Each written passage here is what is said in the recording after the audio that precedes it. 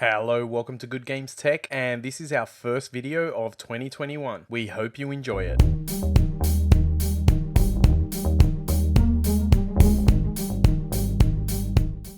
Today we're unboxing the Asus Republic of Gamers Crosshair 8 Formula motherboard. Now that's a pretty complex name, but motherboard manufacturers have so many different motherboard models, they just have to make up these random names. On first impressions opening the box, for the price point of this motherboard, the box quality is amazing. I don't know any other manufacturer that I've encountered that gives you such a premium box for a motherboard at this price point. That's not to say that this motherboard is cheap. Far from it, it's pretty expensive. It's selling for about 580 USD or 750 AUD. You get this interesting coaster. Not sure exactly who's gonna use this, what exactly it's even used for. Comes with a 20% off cable mods voucher. That's actually something that a lot of people would probably be very interested in using, especially if you're buying a motherboard at this price point. The motherboard CD, driver CD, software CD, no idea if anyone uses these anymore. This is something that you think they can take out, but you do get that nice sticker. Do not take out that little case sticker. Speaking of stickers, you also get this really nice metallic Republic of Gamers sticker sheet. I really like this. I think it's a pretty good addition. I feel like it probably doesn't add too much to the cost, and probably a lot of people would like to stick a couple of these things around. Of course, there's the manual and a few other little bits of pieces of paper that aren't really important. So now the more important things that you actually get in the box, the accessories that you'll need with a motherboard. You get the Wi-Fi 6 connector. It actually looks pretty good. I think a lot of people will probably take advantage of this. Time for people to upgrade to those Wi-Fi 6 routers. Something that's really impressive is the SATA cables that you get are actually braided cables and they look really nice. That's a really good touch. Nice premium feel, makes you happy. You don't have to go out and get third-party SATA cables just to make them look nice. A lot of people are doing AMD builds, but a lot of people are doing builds with RGB. Asus have recognized that. In the box you actually get the RGB extension cable, which is really thoughtful, and you also get an extension cable for addressable RGB. You get the Q connector, which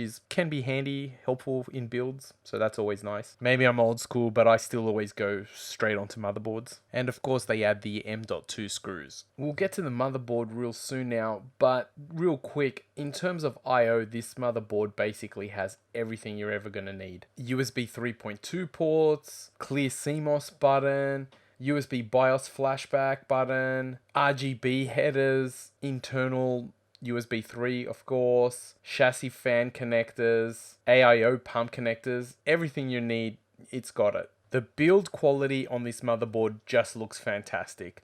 The motherboard itself looks great.